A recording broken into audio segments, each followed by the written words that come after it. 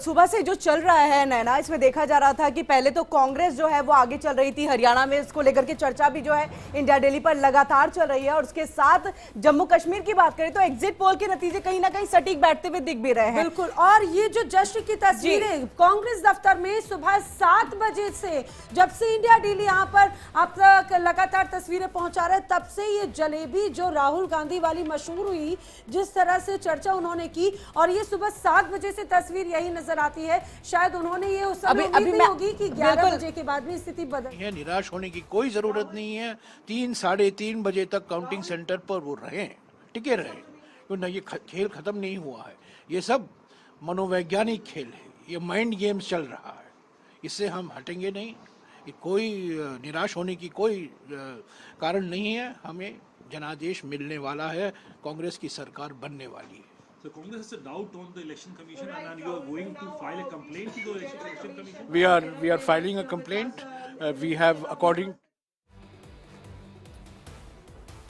और नैना, यहाँ पर हमने जयराम रमेश को सुना, अभी भी आश्वस्त है कि कांग्रेस की जो है वो सरकार बनेगी। और देखिए जलेबी तो हम लगातार दिखा ही रहे हैं अपने दर्शकों को किस तरह से जश्न का माहौल चल रहा था। अब चलिए ग्राफिक्स के जरिए हम दिखाते हैं कि किस तरह से कांग्रेस को जो हमेशा से है झटका लगता रहा है। जश्न की तैयारी वो करते रहे हैं, लेकिन उसके बावजूद जो है जीत नहीं हासिल कर पाए। मध्य प्रदेश चुनावों की अगर हम बात कर ले नैना, यहाँ पर तो कांग्रेस को देखिए कितना तगड़ा झटका लगा था। मध्य प्रदेश में पूरी तरह से तैयार थे कि हाँ जीत तो होनी ही है। का ही एक नतीजा होता है, क्योंकि सुबह 7 बजे से यहाँ पर जश्न था, ढोल थे, मिठाइयाँ थी। लेकिन देखिए 2023 में मध्य प्रदेश में जब यहाँ पर बड़े जोरों शोरों से एक बार फिर से सत्ता पाने की कोशिश की जा रही थी, और कमलनाथ पूरी तरह से आश्वस्त थे कि इस बार सुपड़ा साफ होगा बीजेपी का। लेकिन हुआ क्या, तस्वीरें हम सभी को ये सामने हैं। नतीजे जो सामने आए कांग्रेस को निराश कर दिया, क्योंकि 2018 में यहाँ पर कांग्रेस ने जीत दर्ज की, लेकिन उसके बाद में तस्वीर बदल गई। ये लोकसभा चुनाव में भी जिस तरह से नतीजे आए थे कि 5 सीटों पर कांग्रेस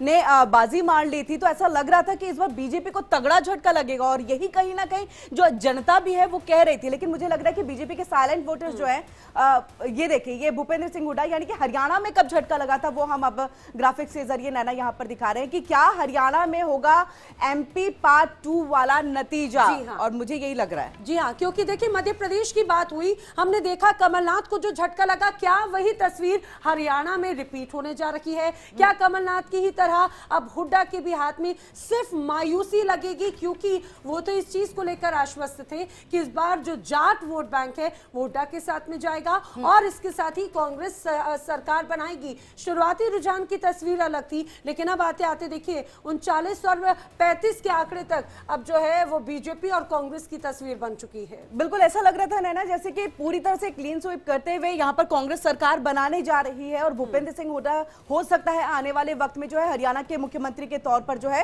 वो दिखाई दिया। और ये देखिए राहुल गांधी जब रैली करते हैं, उनका इम्तिहान अभी भी बाकी है, क्योंकि कई बार बीजेपी की तरफ से ये नैना कहा गया है कि राहुल गांधी जहां जहां जाते हैं वहां हार जो है वो तय हो जाती है। और कोई देखिए यहाँ पर राहुल गांधी जो इम्तिहान यानी कि एक बड़े लीडर होने के नाते, एक युवा लीडर होने के नाते जो है उनसे उम्मीदें बहुत ज्यादा कांग्रेस कार्यकर्ताओं को होती है, लेकिन वो उम्मीदों के मुताबिक जो नतीजे हैं वो यहां पर नहीं आ पा रहे हैं। लेकिन एक आंकड़ा जरूर हमें देखना होगा, क्योंकि अगर हम बात करते हैं कांग्रेस की, तो 2019 के चुनावों में 31 सीटों पर कांग्रेस आई थी। फिलहाल ये रुझान 35 बताते हैं, यानी कि प्रदर्शन कुछ सीटों के साथ में बेहतर जरूर हुआ, लेकिन बदला नहीं। राहुल गांधी का इम्तिहान आखिर क्यों इसे कहा जा रहा है? क्योंकि ब्रांड राहुल की एक तरह से प्रमोशन बहुत जोरों शोरों से हुआ, जगह जगह लगातार वो लोगों के बीच में पहुंचे, रैलियां की, और वो उसी अंदाज में आने की कोशिश कर रहे थे जिस तरह से वहां की जो मौजूदा स्थिति रही थी। लेकिन अब ये कहा जा रहा है कि कांग्रेस की जो स्ट्रैटेजी है वो जरूर बदल रही है,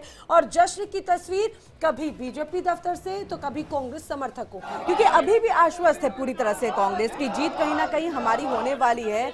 और इसको लेकर के नैना अगर मैं ये कहूं कि जेजेपी का जो 10 वोट यहाँ पर कटा है वो बीजेपी की तरफ और कांग्रेस की तरफ जाकर के बढ़ गया है, क्योंकि 49 सीट पर जो है वो बीजेपी आ गई है। इससे पहले 40 के करीब थी, तो 9 सीटें जो है वो बीजेपी के खाते में चली गई हैं। निर्दलीयों को भी थोड़ा सा झटका जो काम हुआ है, और वह प्रधानमंत्री जी के मार्गदर्शन में जनता ने उसमें मुहर